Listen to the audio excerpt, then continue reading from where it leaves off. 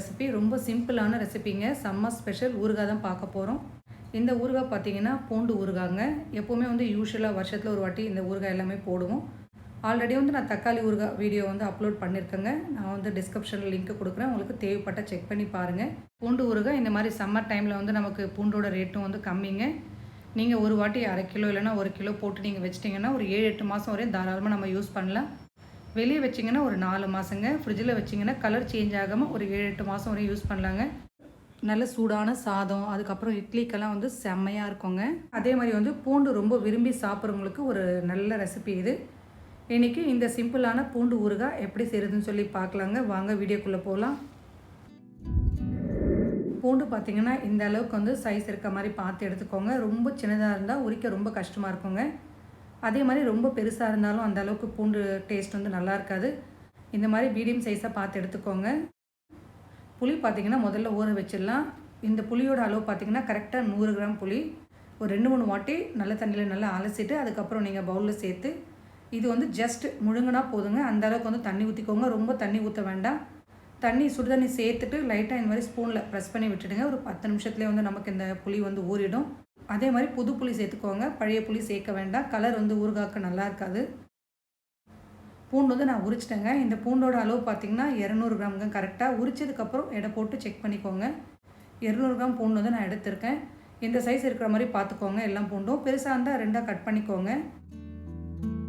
ஊற வச்ச புளியை நல்லா கரைச்சிட்டு இந்த மாதிரி ஸ்ட்ரைனரில் சேர்த்து எடுத்துக்கோங்க. தண்ணி சேர்க்க வேண்டாம். தேவைப்பட்டால் 1 இல்லை 2 டீஸ்பூன் மட்டும் சேர்த்துக்கோங்க.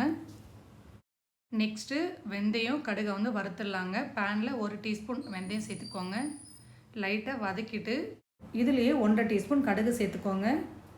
கடுகு லைட்டாக பொரியணுங்க. அந்த ஸ்டேஜில் நீங்கள் ஸ்டவ் ஆஃப் பண்ணால் போதும். கடுகு சேர்த்துட்டு மீடியம் ஃப்ளேமில் ஈவனாக வெந்தயம் கடுகு ரெண்டுமே நல்லா வறுபடணுங்க. இந்த மாதிரி கடுகு பொரியணும். இப்போ ஸ்டவ் ஆஃப் பண்ணிவிட்டு வேற ஒரு பிளேட்டுக்கு மாற்றிக்கோங்க. இது ஆறுனதுக்கப்புறம் நாம் பவுடர் ஆக்கிடலாம்.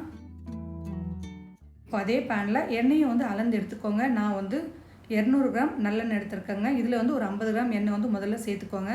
இதில் ஒரு சின்ன சைஸ் பெருங்காயம் சேர்த்துக்கோங்க. பெருங்காயம் கட்டி சேர்த்துக்கோங்க. லைட்டாக இது எண்ணெயில் பொரிச்சிட்டு இதை தனியாக எடுத்துடுங்க. நாம் வறுத்து வச்ச வெந்தயம் கடுகும் சூடு ஆறிடுச்சுங்க. இதோடு நாம் வறுத்த பெருங்காயமும் சேர்த்துட்டு நல்லா நைஸாக பவுடர் ஆக்கிடுங்க. இப்போ இதே பேனில் நாம் உரித்த பூண்டு சேர்த்துக்கோங்க. பூண்டு ஒரு 2-3 நிமிஷம் வதக்கினா போதுங்க. மீடியம் ஃப்ளேமில் ரொம்ப வதக்கினாலும் டேஸ்ட்டு நல்லா இருக்காது. லைட்டாக அந்த பச்சை வாசனை போகிற அளவுக்கு வதக்கிக்கோங்க பூண்டை.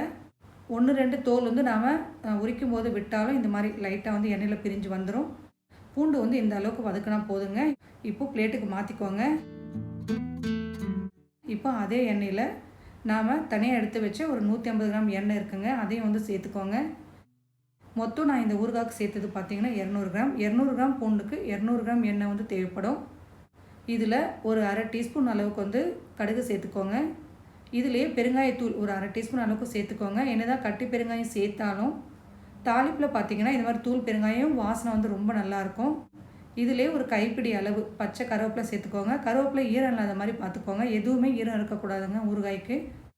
இதில் 2 காஞ்ச மிளகாய் இந்த மாதிரி சின்ன பீஸாக உடச்சி சேர்த்துக்கோங்க. எல்லாத்தையுமே சேர்த்துட்டு லைட்டாக இந்த மாதிரி மிக்ஸ் பண்ணிவிடுங்க. ஸ்டவ் ஃப்ளேம் கம்மி பண்ணி வச்சுட்டு நாம் கரைச்சி வச்ச இப்போது புளி கரைசலை சேர்த்துக்கோங்க. புளி ரொம்ப தண்ணி ஊற்றி கரைக்க வேண்டாம். நாம் முதல்ல ஊற வச்சோம்லங்க, அந்த தண்ணியிலே கரைச்சிக்கோங்க. சப்போஸ் உங்களுக்கு தண்ணி தேவைப்பட்டால் 1-2 டீஸ்பூன் மட்டும் சேர்த்து நல்லா கரைச்சி இந்த மாதிரி வடிகட்டி எடுத்து எண்ணெயில் சேர்த்துக்கோங்க.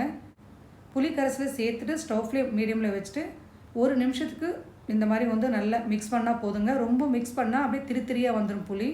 இதில் இப்போ நாம் வறுத்து எடுத்து வச்ச பூண்டை சேர்த்துக்கலாம்.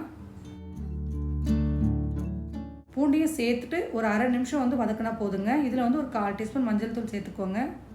நல்லா மிக்ஸ் பண்ணிவிட்டு ஸ்டவ் ஆஃப் பண்ணிவிடுங்க.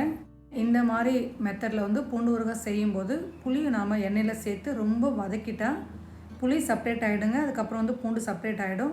அதனால் புளி நாம் எண்ணெயில் சேர்த்து மிக்ஸ் பண்ணும்போது மட்டும் கொஞ்சம் கவனமாக இந்த விஷயம் மட்டும் மறக்கக்கூடாதுங்க.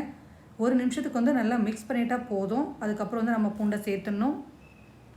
இது ஃபுல்லாக ஆறுனதுக்கப்புறம் நாம் மசாலா பவுடர் சேர்க்கலாங்க. இது ஃபுல்லாக சூடு ஆறிடுச்சுங்க. இப்போ மிளகாத்தூள் உப்பு எல்லாமே சேர்த்துடலாம். மிளகாத்தூள் அளவு பார்த்தீங்கன்னா கரெக்டாக 50 கிராம். நான் வந்து இந்த வாட்டி கடை மிளகாத்தூள் தான் சேர்த்துருக்கேன். இதோட வந்து 35 கிராம் வந்து நான் உப்பு சேர்த்துருக்கேங்க. இதோட நம்ம வறுத்து பொடி பண்ண வெந்தயம், கடுகு, அதுக்கப்புறம் பெருங்காயம் இது எல்லாத்தையுமே சேர்த்துட்டு நல்லா வந்து மிக்ஸ் பண்ணிவிடுங்க. சூடு இல்லாத மாதிரி பார்த்துக்கோங்க. சூடு இருக்கக்கூடாது சேர்க்கும்போது. நல்லா வந்து மிக்ஸ் பண்ணிவிட்டு உப்பு செக் பண்ணிக்கோங்க. உப்பு பார்த்தீங்கன்னா உங்கள் டேஸ்ட்டுக்கு ஏற்ற மாதிரி சேர்த்துக்கோங்க. எல்லாம் மிக்ஸ் பண்ணிவிட்டு செக் பண்ணி பார்த்தா உப்பு வந்து கம்மியாக இருக்குங்க. நான் மறுபடியும் வந்து 1 டேபிள் ஸ்பூன் அளவுக்கு நான் சேர்த்துருக்கேன். மொத்தம் இந்த ஊறுகாய்க்கு நான் சேர்த்தது பார்த்தீங்கன்னா 40 கிராம் உப்பு வந்து நான் சேர்த்துருக்கேங்க. நீங்கள் வந்து எந்த அளவுக்கு செய்ய போகிறீங்களோ அதுக்கு ஏற்ற மாதிரி வந்து நீங்கள் அட்ஜஸ்ட் பண்ணிக்கோங்க. 200 கிராம் பூண்டுக்கு 200 கிராம் வந்து கடலை எண்ணெய் இல்லைன்னா நல்லெண்ணெய் இந்த 2 எண்ணெயில் செஞ்சால் தான் ஊறுகாய் எப்போவுமே வந்து டேஸ்ட்டும் நல்லாயிருக்கும், ரொம்ப நாளைக்கு இருக்கும்.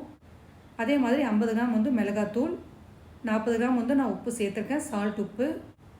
அதுக்கப்புறம் 1 டீஸ்பூன் வந்து வெந்தயம், 1 டீஸ்பூன் வந்து கடுகுங்க. இதோட வந்து கொஞ்சமாக பெருங்காயம் சேர்த்துருக்கேன். நல்லா மிக்ஸ் பண்ணி இன்னொரு பவுலுக்கு மாற்றி க்ளோஸ் பண்ணிவிடுங்க. இது வந்து நம்ம செஞ்ச அன்றைக்கி சாப்பிட்டா டேஸ்ட் நல்லா இருக்காதுங்க. எண்ணெய் தனியாக மசாலா தனியாக தான் இருக்கும். ஒரு நாள் விட்டுட்டு அதுக்கப்புறம் தான் வந்து நம்ம யூஸ் பண்ணணும். இந்த வீடியோ பார்த்திங்கன்னா மறுநாள் வந்து காலையில் ஒரு 10 மணிக்கு நான் எடுக்கிறது. மறுநாள் பாருங்கள். எப்போவுமே ஊறுகாயில் எண்ணெய், உப்பு, காரம் இது எல்லாமே வந்து கரெக்டாக இருந்தால் தான் உங்களுக்கு ரொம்ப நாள் வரைக்கும் வந்து ஊறுகாய் கெடாமல் இருக்கும். உப்பு கம்மியாக இருந்தாலும் காரம் கம்மியாக இருந்தாலும் ஊறுகாய் டேஸ்ட்டும் நல்லா இருக்காது, சீக்கிரம் வந்து வீணாயிடும். இந்த ஊறுகாய்க்கு நாம் சேர்த்த மசாலா எல்லாமே பர்ஃபெக்டாக வந்து அமைஞ்சிருக்குங்க. உப்பு, காரம், புளிப்பு எல்லாமே வந்து பர்ஃபெக்டாக இருக்குது. இதே மாதிரி அளவுகளோட நீங்கள் இந்த பூண்டு ஊறுகாய் வந்து செஞ்சு பார்த்தீங்கன்னா உங்களுக்கும் பர்ஃபெக்டாக வருங்க. அதே மாதிரி ஈரக்கை, ஈர ஸ்பூன் இது மட்டும் வந்து எப்போவுமே நம்ம ஊறுகாய் எடுக்கும்போது வந்து படக்கூடாதுங்க. ஈரம் இல்லாத மாதிரி பார்த்துக்கிட்டாவே நமக்கு வந்து ரொம்ப நாள் வரையும் இருக்கும். இந்த பவுலில் இருக்க ஊறுகாவை நல்லா இந்த மாதிரி மிக்ஸ் பண்ணிவிடுங்க. மிக்ஸ் பண்ணி இப்போ வந்து பாட்டிலுக்கு மாற்றிக்கலாம். அதே மாதிரி எப்போவுமே பிளாஸ்டிக் பாட்டிலில் நம்ம ஊறுகாய் ஸ்டோர் பண்ணுறதை விட இந்த மாதிரி கண்ணாடி பாட்டிலில் நீங்கள் ஸ்டோர் பண்ணிங்கன்னா ரொம்ப நாள் வரையும் கெடாமல் இருக்குங்க. டேஸ்ட்டு வந்து ரொம்ப நல்லாயிருக்கும்.